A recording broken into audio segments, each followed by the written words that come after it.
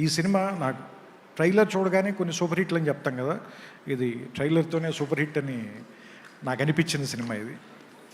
And Vasan బాల గారిది నేను మత్తుకో దర్దనే హోతా చూశాను. ఎందుకంటే నా పెద్ద కొడుకు ఆ సినిమా బాగా ఇష్టం. ఎందుకంటే ఆ సినిమా అంటే ఆయన హ్యాండిల్ చేసిన విధానం చాలా క్విక్కీగా అనిపించింది నాకు. అండ్ దానికి చాలా ధైర్యం కావాలి. ఏది భయపడకుండా సినిమా సక్సెస్ అవుతుందా సక్సెస్ అవ్వదా అని ఫియర్ లేకుండా కథని అది ఎలా చెబితే అట్లా ఇష్టం వచ్చినట్టుగా అప్రోచ్ అయి తీసుకుంటూ వెళ్ళిపోవటం, అది ఆ ధైర్యం ఉంది ఆయనలో. బట్ ఈ సినిమా తర్వాత ఇంకా ఎక్కువ ధైర్యం వస్తుంది మీకు దీని సక్సెస్ వల్ల. And I hope, I wish and I pray and I know also. And ఈ సినిమాలో పనిచేసిన అందరికీ ముఖ్యంగా రాహుల్, నేను ఐ లవ్ యూ నీకు చెప్పకూడదు, మనం చెప్పుకుంటే బాగోదు.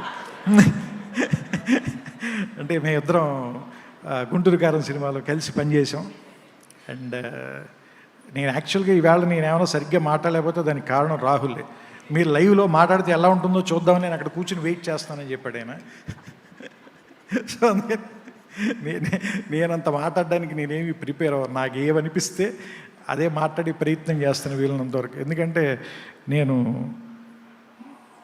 ప్రయత్నపూర్వకంగా జరిగేదాన్ని దీన్ని నమ్మను, దానంతటది జరగనివ్వాలని కోరుకుంటాను. అంటే ఏదైనా మనం పుష్ చేయటం కరెక్ట్ కాదని నా అభిప్రాయం. ఇది నేను ఎంతవరకు రైటో నాకు తెలియదు, కానీ ఏది జరిగినా సహజంగా జరగాలి. అది మనని ఎంత దూరం తీసుకెళ్తుందో అదే తీసుకెళ్ళాలి తప్ప, అంటే నది గురించి చెప్తారు కదా, ఏ నదిలో ఏ క్షణం ఒకే నీరు ప్రవహించదంటారు.